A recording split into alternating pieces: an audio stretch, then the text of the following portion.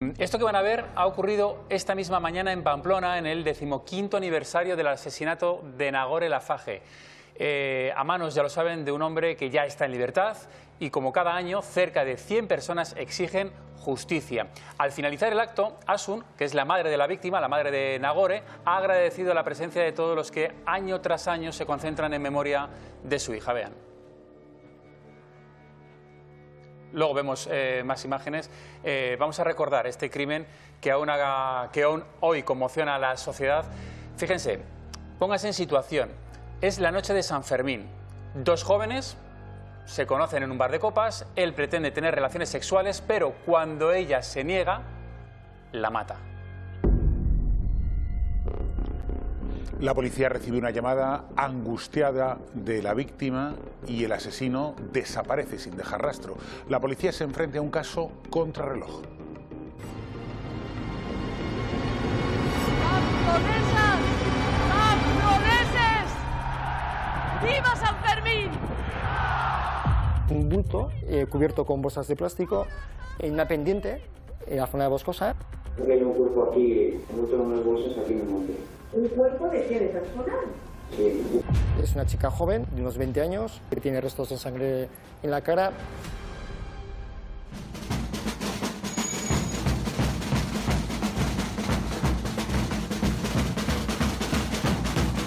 Primer día de San Fermín. Hay muchas ganas de fiesta, como todos los Sanfermines.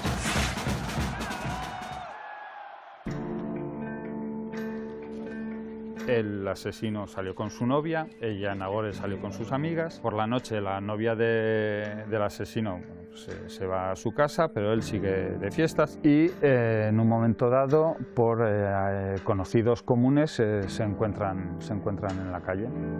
Parece que se gustan. Él le dice de ir a su casa, se empiezan a besar, se empiezan a hacer cariños y él pretende algo más y ella no quiere. Empieza a golpearla.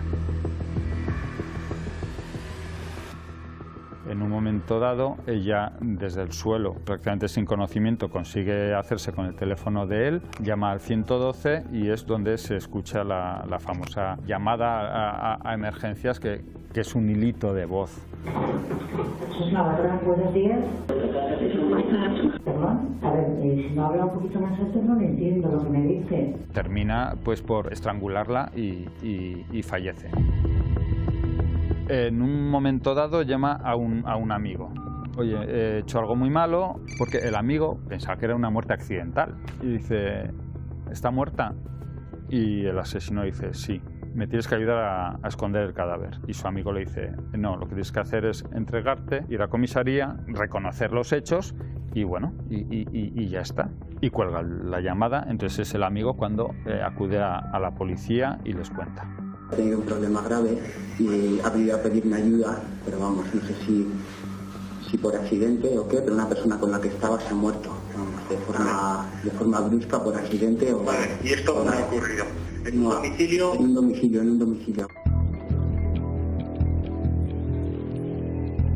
La primera información la tiene Policía Municipal de Pamplona, hacia las 12:50 horas más o menos. Y recibe la llamada de una persona, de un testigo, que dice que ha estado con un compañero de psiquiatría. Le ha dicho que ha hecho algo muy grave, que ha habido un encuentro con una chica esa noche, que parece ser que el alcohol ha podido sentar mal, que han estado en su domicilio. En un momento dado le ha habido una discusión. Parece ser que la chica le ha pegado una torta y que él ha reaccionado, pues bueno, no dice explícitamente, pero da a entender que la chica está muerta.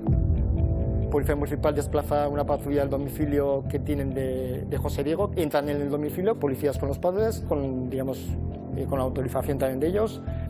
En principio la sensación es que el piso está muy limpio, que ha habido limpieza. Hay un detalle que les llama mucho la atención a los agentes, que es que hay un fuerte olor amoníaco que procede del baño. Se hacen llamadas a José Diego, no contesta las llamadas, está desaparecido. O sea, no tenemos ni cadáver, hablando claramente, ni tenemos autor. Entonces la investigación es muy frenética porque requiere mucha agilidad para intentar ubicar rápidamente a la persona que ha cometido supuestamente los hechos, hacer la detención y evidentemente localizar el cuerpo. Parece que hay un cuerpo aquí, envuelto en unas bolsas aquí en el monte. ¿Un cuerpo de qué? ¿De persona? Sí. Una persona hacia las 6 de la tarde del día 7 de julio, en la zona de Olondiz, que es la zona norte de Navarra, localidad a unos 45 kilómetros más o menos de Pamplona, esta persona lo que ve es un bulto cubierto con bolsas de plástico, se desplaza a una patrulla policial, certifica que es una chica joven, de unos 20 años, que presenta, digamos, diversas contusiones, que tiene restos de sangre en la cara, que no porta ninguna pertenencia, ningún elemento que le pueda identificar, ni documentación, ni teléfonos, ni otro tipo de efectos. Evidentemente no sabemos quién es, porque no tenemos ningún elemento que nos conduzca a esa identificación. Es más, el dedo índice derecho está amputado y no lleva ropa interior, lleva los pantalones semibajados, lleva una sudadera, pero es un atuendo sanferminero.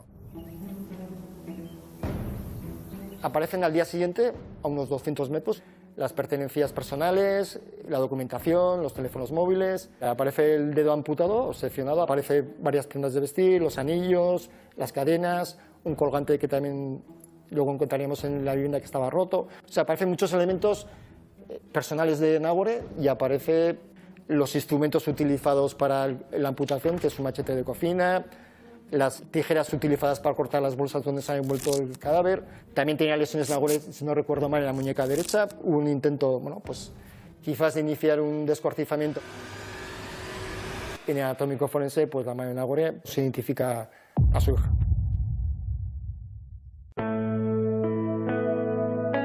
La policía me dice en Irún que aparece una chica muerta y que es Nagore. Ellos saben que es Nagore. Soy yo la que no me creo que puede ser mi hija. Me dicen que, bueno, pues eso, Nagore se muerde las uñas, que se ve que tenía un aparato. O sea, me dan datos para eso. Lo que pasa es que yo me vuelvo loca y digo que llamen a la clínica, que Nagore está trabajando, pero ellos me confirman. Desde el primer momento lo sabes, pero no eres consciente, ¿eh? Es una locura.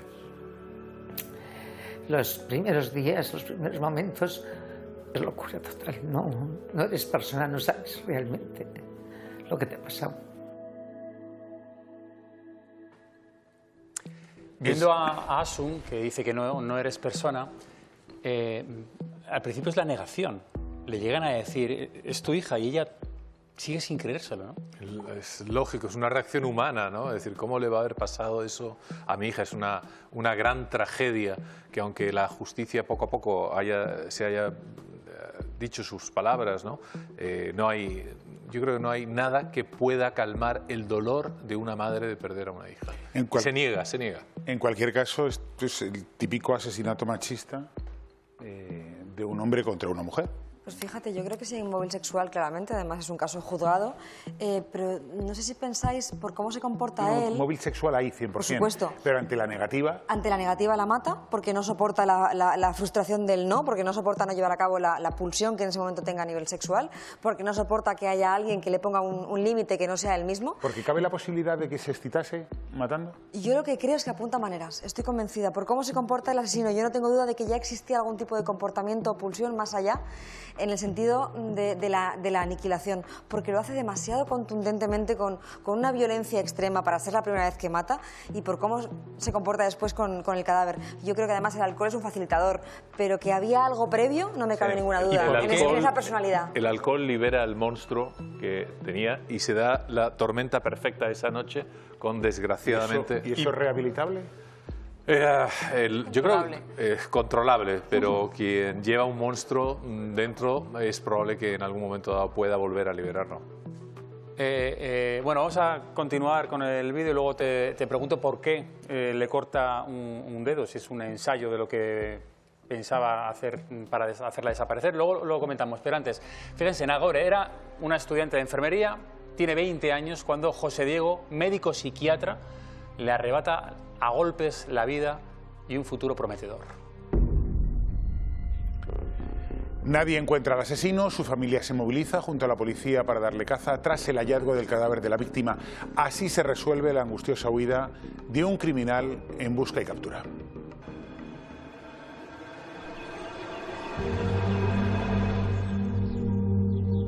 Por por este camino poco transitado llevaron el cadáver antes de arrojarlo junto a esta caseta. Enseguida comprobaron que se trataba del cadáver de una mujer. Aunque estaba envuelta en plástico, tenía la parte de la espalda, se le veía un poco. El cuerpo está irreconocible y presenta signos de violencia.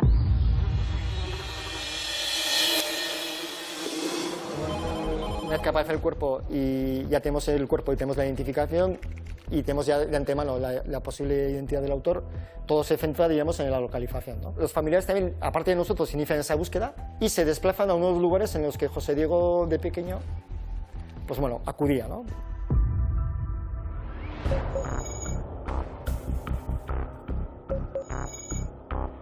Y sobre las 12:15 de la noche pues se encuentran el vehículo y encuentran a José Diego, digamos, en los asientos traseros, ¿no? El vehículo está cerrado, pero José Diego está en la parte de atrás, está como hipotérmico, está muy nervioso, está dejarme aquí, que no quiero ir, que me quiero morir, o sea, un poco, digamos, fuera de sí, y ya pues lo que hacen los familiares es llamar a la policía foral y comunican, bueno, pues que tienen al hijo para entregarlo, ¿no? Hace 10 minutos hemos encontrado a mi hijo en el Orogain. Ajá. Entonces, cuando está chocado, está en hipotermia, le estamos dando algo de tomar y a dónde lo tenemos que llevar a la comisaría, ¿no? Pues sí. Muy buenas noches. Esta tarde se han producido los primeros avances en la investigación. La policía foral ya ha detenido, según parece, a un sospechoso, ¿no? Sí, buenas noches. Se trata de un joven de 27 años de Pamplona cuya familia parece es vecina de un pueblo muy cerca del lugar donde nos encontramos, a 2 kilómetros de Erro. Todavía no se ha confirmado si Nagore mantenía una relación con el detenido. El presunto agresor se llama José Diego y es un médico de 27 años de Pamplona. Los que le conocen lo han definido como un tipo reservado y extraño. El siguiente paso es intentar obtener los medios o los indicios de prueba. Toma de declaraciones de testigos, del entorno de Nagore, del entorno de José Diego, las últimas personas que han estado durante la noche con ellos, ese 7 de julio. Uno de los puntos era intentar determinar si hay una relación previa entre José Diego y Nagore, ¿no? Nuestra conclusión es que ellos se pueden conocer de vista porque trabajan en un entorno muy acotado, que es la clínica universitaria, pero no detectamos durante la investigación que hubiera una relación entre ellos previa, de amistad, sentimental. Se investiga si el detenido mantenía alguna relación con la víctima y dónde pasaron ambos las últimas horas. Las cámaras de seguridad cada vez tienen más importancia. Tuvimos la suerte de que en ese entorno tuvimos varias entidades bancarias que captan diversas secuencias del paso de José Diego, y tenemos una cámara que es fundamental, que es la más importante de toda la investigación, que es la famosa cámara que capta las imágenes o las últimas imágenes de José Diego y Nagore, digamos, caminando. Lleva a Nagore agarrada por el codo, iban en una situación normal, caminando normalmente, vestidos de sanfermines, con atuendo sanferminero, y no se detecta nada especial, ¿no? No se detecta que vayan haciendo, pues que vayan especialmente influenciados por el alcohol y vayan haciendo, como decimos, heces. En el salón encontramos restos de pelos, o mechones de pelos de Nagore. Encontramos una cadena que ya llevaba rota, que es la limpieza que José Diego intentó hacer en el baño. O sea, a nivel forense se localizan restos de sangre pues entre las puntas de las baldosas. Lo que no hay duda es que la secuencia es violenta. ¿Qué espacio? ¿Cómo recuerda usted a Nagore? ¿De pie o tumbada? No, bueno, tumbada ahí, en ese espacio, sí, tumbada. Y no sé en qué momento, pues, es que no sé en qué momento no pierdes el control.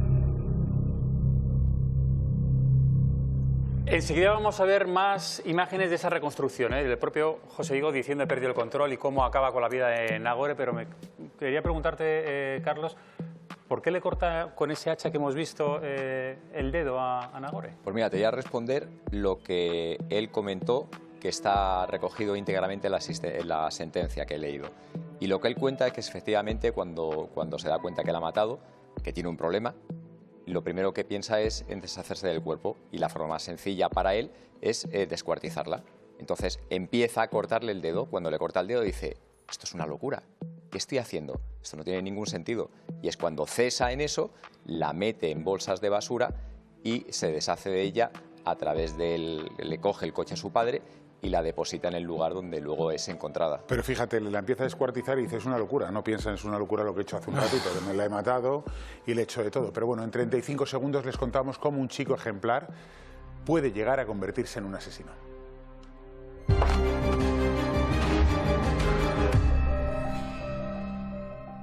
Seguimos hablando del crimen de San Fermín. La policía foral, junto al asesino, intenta reconstruir cómo muere Nagore en el piso de José Diego, pero su relato es incoherente y parece tener lagunas de memoria.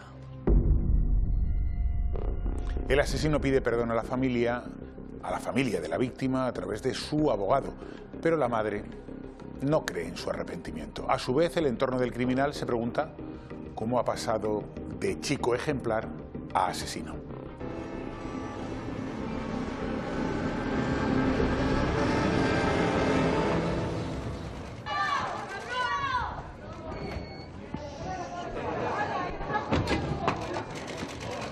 Diego era hasta entonces un chaval aparentemente normal, había estudiado medicina, se estaba especializando en psiquiatría y de hecho estaba realizando el MIR en la Clínica Universidad de Navarra, en la rama de psiquiatría. Llama mucho la atención, por ejemplo, en los medios de esos días, Diego, de chico 10 a asesino. Ese contraste que hasta entonces pues, era una persona normal. Era un chaval majo, atlético, trabajador. No provenía de un entorno delincuencial o desestructurado y todo muy normal, ¿no? En ese sentido. Sí que, bueno, pues parece ser que su vida está un poco acotada a una determinada, como él nos dijo, ¿no? Mi vida se resume en 2 manzanas, porque tenía pues la clínica universitaria donde trabajaba, estaba haciendo el MIR, tenía las 2 viviendas de los padres y suya en esa zona, entrenaba en un gimnasio cercano, bueno, digamos que tenía un entorno muy localizado. Ese es un poco el perfil de José Diego. Me avisan del despacho, estuve un rato con los padres, pero muy poquito, y automáticamente me fui a la comisaría de la Policía Foral por la tarde y estuvimos, no sé si de 4 a 7 de la tarde. Ya lo veo sentado en una mesa con los policías para comenzar la declaración. Y yo lo veo en una situación de angustia, de desesperación. Ya digo, fue una declaración que no es muy larga en cuanto a su extensión de lo que dice, pero nos fue casi 3 horas porque no paraba de llorar. Estaba en una situación de angustia absoluta y de shock.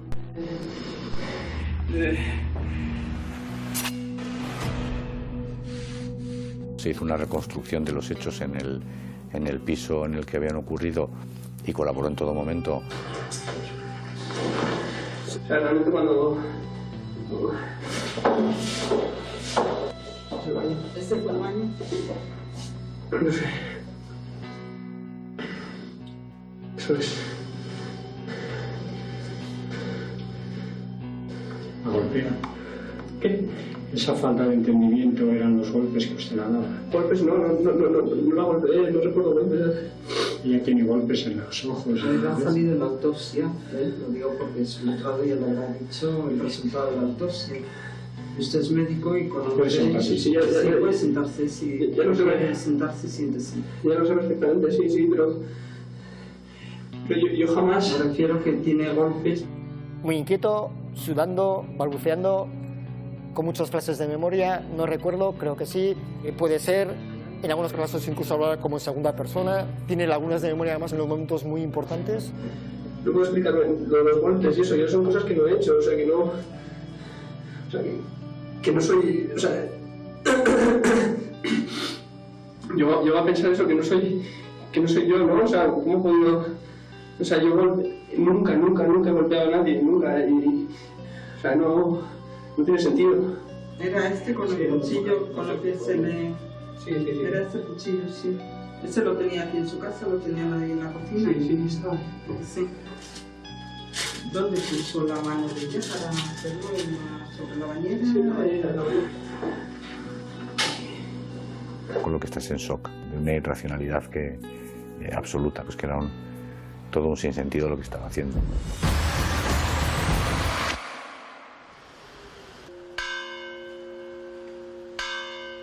Este fue uno de los casos más mediáticos, no, el caso con mayor repercusión mediática, por supuesto, a nivel local, pero también nacional.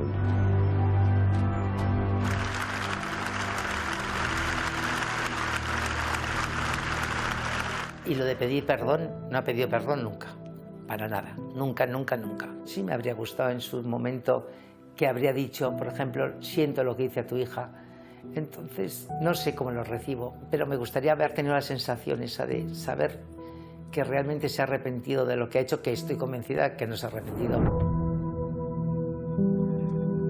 Cada vez que escucho a Asume se me pone la piel de gallina. Es un horror. Me parece durísima la reconstrucción, la que describe todo lo que hace y que no se reconoce a sí mismo. Hay una frase tremendamente interesante que dice en ese instante: he llegado a pensar que no soy yo. Es decir, como si de alguna manera se hubiese dividido, desdoblado. No estoy ni siquiera entrando que sea un problema de doble personalidad ni nada, sino que ya pasado el tiempo, visto en perspectiva, no reconoce al monstruo que lleva dentro. Evidentemente fallaron todos los mecanismos represores. Todos tenemos mecanismos represores, tenemos ganas de hacer una cosa, la otra, y ahí todo ese lóbulo frontal de nuestro cerebro que nos va frenando nuestros impulsos, ¿no? En este caso fallaron porque justamente los impulsos eran mucho más potentes que los mecanismos represores. Porque, no, yo quería decir, ¿os creéis esa puesta en escena? A veces parece incluso sobreactuado, esos sollozos, ¿os lo creéis? Yo sí me la creo. Lo que también considero es que a veces confundimos el hecho de que alguien sea capaz de expresar una emoción con que sienta empatía. No, esa emoción es cierta, es auténtica y es genuina, pero probablemente no tiene nada que ver con la compasión hacia la víctima ni su familia. Tiene que ver consigo mismo, con el entorno en el que me encuentro, rodeado de policía judicial, sabiendo que de aquí ya no salgo, sabiendo a lo que me enfrento. Probablemente esa emoción sea cierta, pero se refiere a sí mismo. La compasión es para sí mismo. Yo creo que la presión social en este caso juega un factor muy importante, porque se le define como un chico 10. Un chico que nunca había dado problemas. Él mismo dice, nunca había matado a nadie, obviamente, hasta que mata a la primera persona no había matado a nadie, pero él se refiere más bien a nunca he sido conflictivo, nunca me he metido en líos, siempre he sido ejemplar, he estudiado una carrera de medicina. Entonces yo creo que también esa presión social de pensar que ella en algún momento en el que le amenaza o le advierte a él que pare, porque le puede acarrear consecuencias, él se asuste pero tenemos que... y suponga un detonante en María, el que pierda absolutamente el control y empiece en esa espiral, ¿no?, que lleva reprimida mucho tiempo y que al final acaba poniendo a Nagore en esta situación insalvable. Solo queda vivo él, claro, de una situación en la que hay dos. Por supuesto. Y cuando él dice, me amenazó con destrozarme la vida, no sabemos si es verdad o mentira. A lo mejor esa frase sirve para justificar la soberana paliza que le dio antes de matarla. Puede ser, habrás encontrado esto mil veces. No, pero si es que esto es así, solamente queda uno y lo que dice ese uno es lo que te tienes que creer o lo que no te tienes que creer. Eso evidentemente es así. Tú fíjate que al final los hechos se dirimen como un homicidio, que ni tan siquiera se le puede llegar a imputar un asesinato, porque se entiende que la sucesión de hechos, desde que empieza a golpearla, que son 38 golpes, hasta que la asfixia, hay una línea de continuidad. Es decir, no para y se puede aplicar el asesinato por alevosía diciendo ahora que está indefensa la estrangulo. No. Dice que la sentencia dice, y es muy clara, que hay una serie de golpes, que son 38, y seguidamente la estrangula. ¿Pero tú crees que de verdad se pudo defender esta chica? No, pero Nagore, sí. ¿tú crees que se pudo defender? No, pues fíjate que él tenía heridas de defensa. O sea, ella se defendió hasta donde pudo, y de hecho 38 lesiones. Llama por teléfono a de hecho, emergencias. fíjate que ese teléfono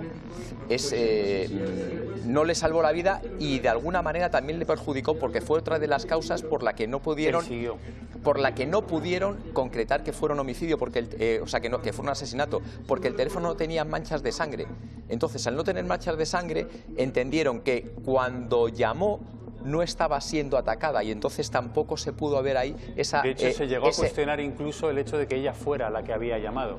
Se llegó a cuestionar hasta eso, efectivamente. Pero vosotros pensáis que cuando vemos a José Diego caminando por la calle con Nagore, él ya tenía en la cabeza la idea de acabar con la vida de Nagore, o no? ¿O se le va de las manos una vez que están dentro de su domicilio y ve que no puede mantener relaciones sexuales? Quizá en ese momento no. Está ya desinhibido, está alegre y está con una expectativa de pasarlo bien con una chica. Probablemente en ese momento no.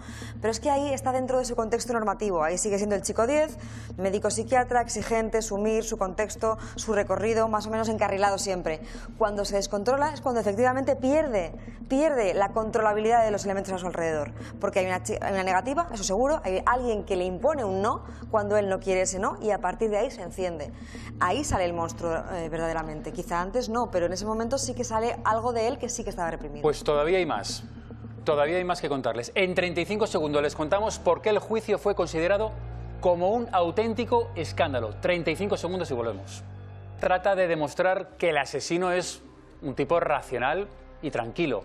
Y además esgrime varios atenuantes para rebajar la condena. El jurado popular plantea una pregunta a la madre de la víctima, una pregunta que deja helada a Asun. Le preguntan, ¿Nagore era ligona? En ese momento, la madre se da cuenta de que la muerte de su hija es irrelevante en este juicio machista.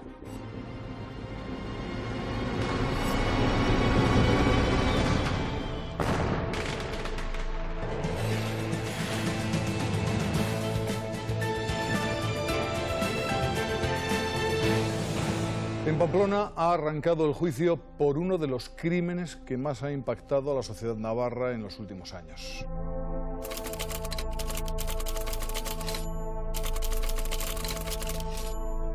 Yo lo que me propuse para el jurado es que el jurado conociera cómo era José Diego y que llegaran a la conclusión, que es lo que yo buscaba, que es lo que creo que tenía una gran parte de la sociedad navarra, y era que el caso era inexplicable. Entre los atenuantes que sacó fue el alcoholismo, porque después de una noche de fiesta habían bebido. Seguramente de cerveza fue pues un cachi de cerveza, de ron seguramente fueron más de uno con Coca-Cola y chupitos de tequila no sé cuántos. Aunque no se realizó ninguna prueba de alcoholemia al asesino. Pero que esas marcas son de golpes, estamos plenamente convencidos.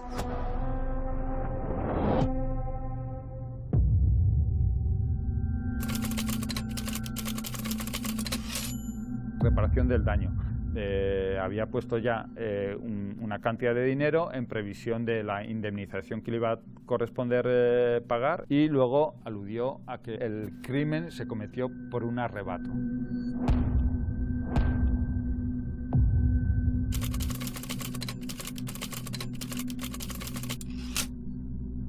Se volvió loco al ver que estaba siendo injustamente acusado de algo que él no tenía la intención bajo ningún concepto de hacer.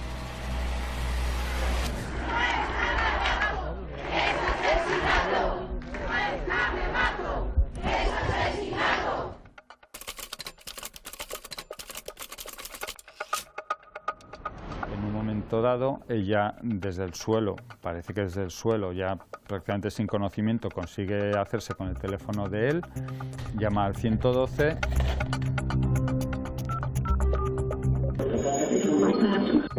A ver, si no habla un poquito más alto no le entiendo lo que me dice. Bueno, las acusaciones sostuvieron que la llamada la había hecho Nagore. Yo planteé la duda. En un acto probablemente inconsciente o traicionado por el subconsciente, es cuando llama al 112 y pudo haber dicho: la acabo de matar, está muerta. Pudo haberlo dicho. Que la voz es sumamente tenue. Esa llamada sí que se hace desde el teléfono de él, pero quién hizo la llamada es algo que no se pudo probar. La reconozco perfectamente, la voz de Nagore, pero perfectísimamente. Y fijaros, cuando digo lo del carácter de Nagore, que una niña de 20 años asustada fue capaz de llamar al 112 y decir: me va a matar, me va a matar. A ver, si no habla un poquito más alto no le entiendo lo que me dice. Y que el jurado popular ponga en dudas 3 personas de ese jurado que si era Nagore o no era Nagore, no lo entenderé en la vida.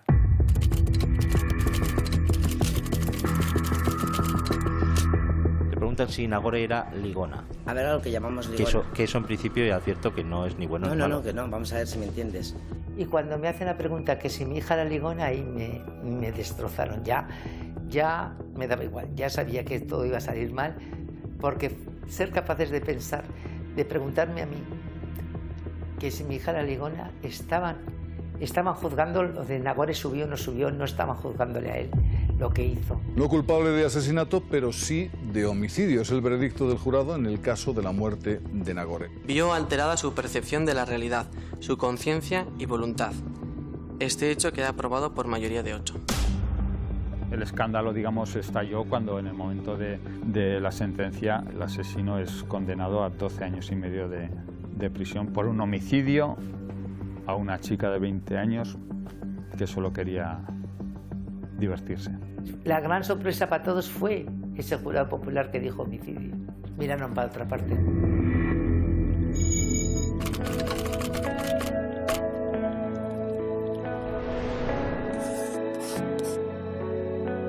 En 2017 se conoce que el asesino está fuera de la cárcel en 3er grado.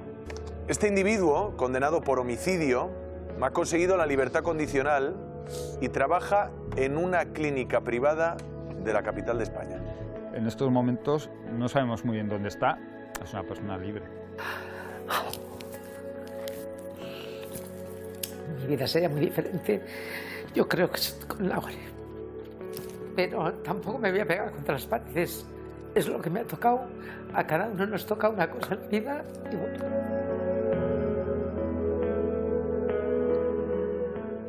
La madre de Nagore, Asun, iba a haber estado con nosotros, pero no ha podido ser. Después del acto de esta mañana se encontraba indispuesta y al final ha declinado nuestra invitación, aunque al principio quería participar. A mí una vez me dijo Asun que el hecho de que José Diego formara parte de una familia bien y con posibilidades hizo que fuera condenado por homicidio, que de no ser así seguramente el veredicto hubiera sido diferente. ¿Vosotros creéis que tiene razón? Mira, yo creo sinceramente que no. De hecho, el Tribunal Supremo confirma la sentencia.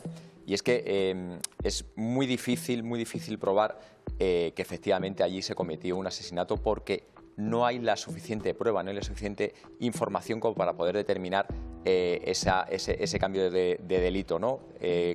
Concretarlo como asesinato. Pero es que además hay una cosa que la sentencia a mí todavía me llamó mucho más la atención, ¿no? Y es que hay 4 acusaciones populares y todas piden el asesinato como pena. Pero hay una de ellas que pide el asesinato por alevosía y lo pide por ensañamiento. Pero luego, mala suerte, esa acusación popular no incluye esa pena por ensañamiento en el objeto del veredicto, con lo cual el jurado no puede valorarlo como tal. O sea, no hubo una pregunta sobre el número de golpes que sufrió previos a la muerte. Para que se hubiera valorado también el asesinato, quitando la alevosía, que no se podría demostrar, pero a lo mejor sí que se hubiera podido demostrar a través del ensañamiento. De todas maneras, y mirad, no se valora. Ha cambiado todo tanto, desde aquella época hasta ahora. Mirad, a Marta del Castillo la mataron con un cenicero de frente. Normalmente la alevosía se entiende que es por detrás. Pues bueno, es súbita. A Miguel Carcaño lo condenaron por asesinato, aunque fue un ataque cara a cara. Esto con Nagore no pasó. Y 2, que esto me parece de otra época. ¿Os imagináis que ahora mismo un jurado popular preguntase ¿tu hija era ligona? Es increíble. ¿Qué importancia tiene si era ligona o no era ligona? Pero bueno, déjame que diga una cosa, pero ahí no tienen la culpa el jurado, que los jurados al final hacen las preguntas que creen no son profesionales. Tiene la culpa el presidente por admitir esa pregunta. Bueno. Sí, efectivamente, lo que está haciendo en ese momento es juzgar el estatus moral, ¿no?, de la víctima. Curiosamente es juzgar a la víctima, no a la persona que está ahí justamente delante, que es la que ha cometido el susodicho homicidio. Y respecto al jurado y respecto a las personas que estaban ahí en el juicio, yo imagino, intentamos poner en su cabeza, tienen un chico 10, un chico de buena familia, lo que tiene que haber pensado es, le tiene que haber sucedido algo para que cometiera esto, ¿no? Porque una persona de este estatus es imposible que cometa un crimen de este calibre si no le pasa algo en la cabeza. Lo estoy diciendo con cierta ironía, espero que la capten, ¿no? Pero así lo dicen ellos. De hecho, la Claro. pregunta va dirigida a eso y claramente dicen que básicamente en un momento de arrebato perdió el juicio, perdió la capacidad para elegir lo que hacía. ¿Por qué? Porque tiene muy buena carta de presentación como para que no entender que algo tiene que haberle pasado. Ahora, pero, la pregunta, Ana, el la pregunta del comportamiento de ella me parece gravísima, porque en ese momento se está diciendo, de forma implícita se dice esa atenuante por pregunta. arrebato no se llevó. Se está diciendo, Nagore estaba en predisposición de ser matada. Eso es lo que dice la pregunta de si su hija era o no era ligona. Es gravísima. Hablamos de hace no tantos años y hace no muchos tampoco, cuando se hablaba de la manada de Pamplona, también hubo preguntas muy, iba a decir indiscretas, no, aberrantes en el juicio. Es decir, que tampoco sé si hemos cambiado tanto y nos queda mucha información en la Lo cierto de todo justicia. esto es que hace 15 años Nagore murió. Él fue condenado a 12 años, pero cumplió solo 8 años y 11 meses de prisión y ya está en libertad y está ejerciendo. Eso sí, no sabemos dónde está.